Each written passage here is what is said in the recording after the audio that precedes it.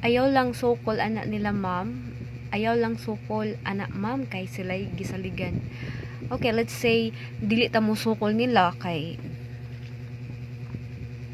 na sila'y gisaligan, pero what matter most, apektado bitaw ang health, mental health sa trabahante no kung dili kabalo mo dala ang kining inyohang management, inyohang supervisor, or to the point nga i-power trip ka kanang gamito nila ilahang possession ba kay in order nga ma-kick out ka or pangitaan kag paagi nga masiraan ka. Pero naay mga moment nga mapiktahan gid imong mental health every time nga mug duty ka kay mabalaan jud nimo nga toxic ang environment sa imong management. Example, ang manner, ang character sa imong kauban, sa imong supervisor, at the same time ang nag-manage sa usa ka company. Kay naa man gyud mga different company nga moingon ta og friendly environment, dili ingon ana og mga pamalakad. Ang mostly sa mga toxic nga environment, imo man gud nang ma-feel ang manifestation kay daghan kaayo mga nangutang nya nung uban nang resign na nga wala na mayad, nay mga kabit-kabit, nay nagkabit-kabit nya kana nay nagdautay sa isig kakauban. Tapos naapoy mga sobrang curious kay sa imuhang life ba kanang maki-isyuso sa imuhang life, sa imong life era. So mo na mga manifestation nga toxic environment. So usa na nga akong na-experience or nasinginatian sa ako ang working place. Kay ba mo ang akong pinaka-goal? If you don't mind, allow me to share nga. Ganahan jud kay ko nga mag-leave, ganahan ko mo file og long leave vacation, gamiton akong leave credits.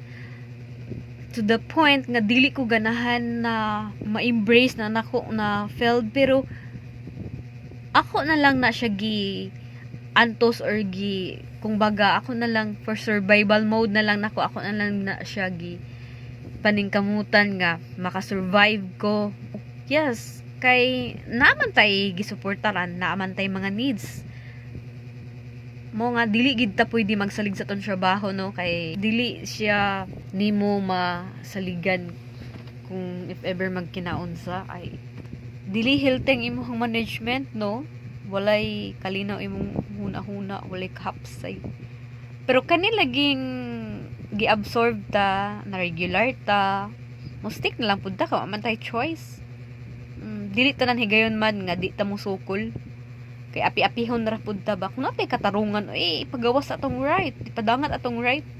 Hilas mazud kay ning uban nga mga supervisor kay naman gud sila mga ilahang mga power trip ba nga grabe ka strict when it comes sa leave credits, halos dili ka tugtan, nagpangutana. Okay, mao man na nahitabo.